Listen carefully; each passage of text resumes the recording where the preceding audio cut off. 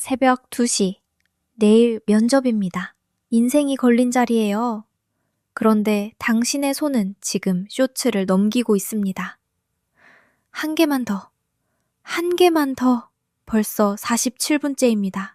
멈춰야 한다는 걸 압니다. 그런데 못 멈춥니다. 손가락이 말을 안 듣습니다. 이건 의지력이 약해서가 아닙니다. 당신의 뇌가 지금 스마트폰과 사랑에 빠져 있기 때문입니다. 연인을 생각하면 가슴이 뛰듯 알림이 울리면 당신의 도파민 회로가 똑같이 반응합니다. 그리고 이 사랑이 당신의 뇌를 서서히 먹어치우고 있습니다. 솔직하게 답해보세요. 연인한테 카톡이 안 오면 어떤 기분이 드나요? 불안하죠. 자꾸 화면을 확인하게 되죠. 그런데 배터리가 1%일 때도 당신은 똑같은 불안을 느끼지 않나요? 심장이 쪼그라드는 그 느낌. 당신의 뇌는 이 둘을 구분하지 못합니다. 진짜로요. 증상을 하나씩 대조해 보겠습니다. 알림이 울리면 심장이 뜁니다. 연인의 연락을 기다릴 때와 같습니다. 무한 스크롤을 하다 보면 시간이 증발합니다. 좋아하는 사람과 있을 때 시간 가는 줄 모르는 것과 같습니다. 핸드폰을 내려놓으면 가슴이 텅 빕니다. 이별 직후의 공허함과 같습니다. 이건 감상적인 비유가 아닙니다. 뇌 영상으로 찍어보면 실제로 같은 회로가 불을 켭니다. PET 스캔이 이걸 증명했습니다.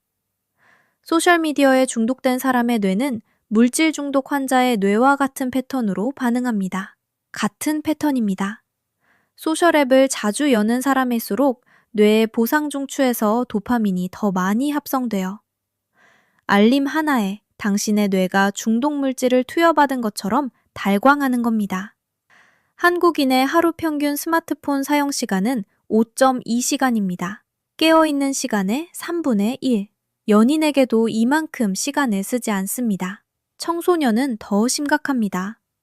10명 중 4명이 과의존 위험군이에요. 첫사랑에 미쳐버린 10대처럼 핸드폰에서 눈을 떼지 못합니다. 그런데 당신은 이걸 그냥 습관이라고 생각하고 있었습니다. 습관이 아닙니다. 지금 당신의 뇌 안에서 물리적으로 무언가가 부서지고 있습니다. 당신의 뇌 안에는 저울이 하나 있습니다. 한쪽엔 쾌락, 반대쪽엔 고통. 스탠퍼드 중독의학 책임자 애나 램키 박사가 이름 붙인 쾌락 고통의 저울입니다. 스마트폰을 켜면 도파민이 분비되면서 쾌락 쪽이 내려갑니다. 하지만 뇌는 균향을 좋아해요. 곧바로 고통 쪽에 무게를 실어서 저울을 되돌리려 합니다. 스마트폰을 내려놓으면 괜히 허전하고 불안한 이유가 이겁니다. 여기까진 정상입니다. 문제는 반복입니다. 쾌락 쪽을 매일, 매시간, 매분 눌러대면 뇌는 아예 고통 쪽에 추를 용접해버립니다. 더 이상 원래 위치로 돌아오지 않아요. 쾌락의 역치는 천장을 뚫고 고통에는 바닥이 없어집니다. 처음 연애할 때를 떠올려 보세요. 심장이 터질 것 같았죠. 문자 하나에 온종일 웃었습니다. 3년 차. 같은 사람이 옆에 있어도 아무것도 느끼지 못합니다. 뇌가 적응한 겁니다. 스마트폰도 정확히 같습니다. 처음엔 쇼츠 하나에 깔깔 웃었는데 지금은 100개를 넘겨도 아무 감흥이 없지 않나요? 설렘에 점점 짧아지는데 그 뒤에 찾아오는 공허함은 점점 길어집니다. 그리고 어느 날 깨닫습니다. 아무것도 재밌는 게 없다고. 여기서 반전이 하나 있습니다. 도파민은 쾌락 물질이 아닙니다. 기대감 물질입니다. 보상 그 자체가 아니라 보상을 예측할 때 분비됩니다. 무한 스크롤을 멈출 수 없는 이유가 바로 여기 있습니다. 다음 영상이 재밌을지 지루할지 알 수 없으니까요. 이 불확실함이 확실한 보상보다 도파민을 더 많이 뿜어냅니다. 슬롯머신 앞에 앉은 도박 중독자와 같습니다. 당첨될지 모르니까 레버를 놓지 못하는 거예요. 그리고 AI 알고리즘은 이걸 정확히 알고 있습니다. 당신의 취향을 분석해서 딱 맞는 불확실성을 설계합니다. 당신은 알고리즘이 설계한 밀당에 넘어가고 있는 겁니다. 매일.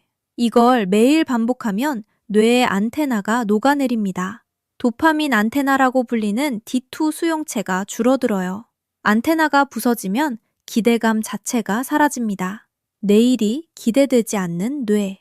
아침에 눈을 떠도 일어날 이유가 없는 뇌. 주말이 와도 설레지 않는 뇌. 그게 무기력의 정체입니다. 의지력이 약한 게 아닙니다. 기대감을 만드는 장치가 물리적으로 고장난 겁니다. 당신이 게을러진 게 아니라 뇌가 고장난 겁니다. 박살난 저울은 다시 수평으로 돌아올 수 있을까요? 뇌과학은 말합니다. 역설적이지만 답은 불편함에 있다고. 이별 후 처음 며칠을 떠올려 보세요. 숨 쉬는 것조차 고통입니다. 아무것도 하기 쉽고 세상이 회색으로 보여요. 하지만 3주가 지나면 조금씩 숨통이 트이기 시작합니다. 당신의 도파민 수용체도 정확히 같은 타임라인으로 회복됩니다. 자극을 끊고 3주가 지나면 녹아내렸던 안테나가 다시 서기 시작해요. 30일이면 바람 한 줄기에 기분이 좋아집니다. 커피 한 모금의 맛이 다시 느껴집니다.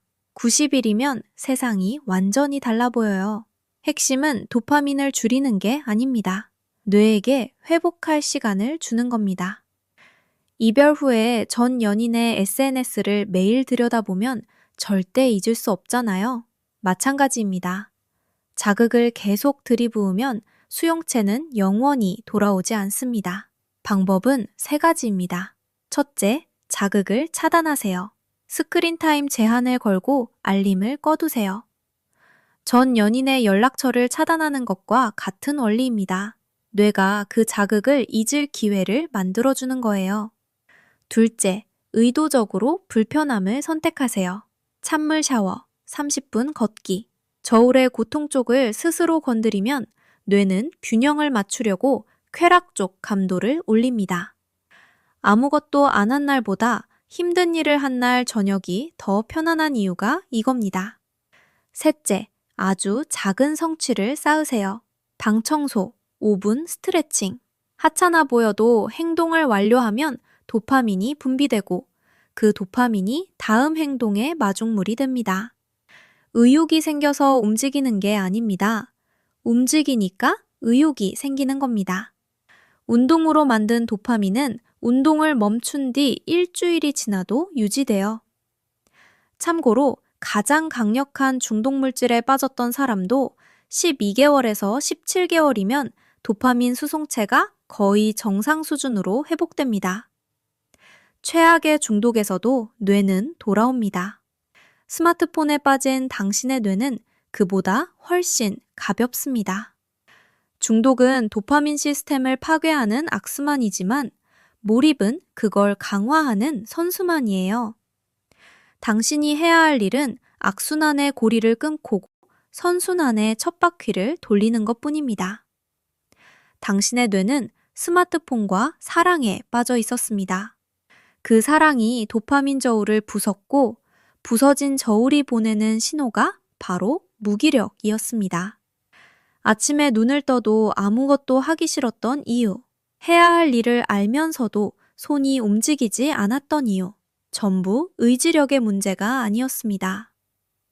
고장난 저울이 보내는 비명이었어요. 하지만 이 사랑은 끊을 수 있는 사랑입니다. 이별은 아프지만 불가능하지는 않으니까요. 3주면 숨이 트이고 90일이면 세상이 달라집니다. 당신이 잃어버린 건 의지가 아니라 감도였을 뿐이에요. 저울은 다시 수평으로 돌아갈 수 있습니다. 진짜 문제는 스마트폰이 아닙니다. 스마트폰 없이는 견딜 수 없게 된 뇌입니다. 그리고 그 뇌는 되돌릴 수 있습니다.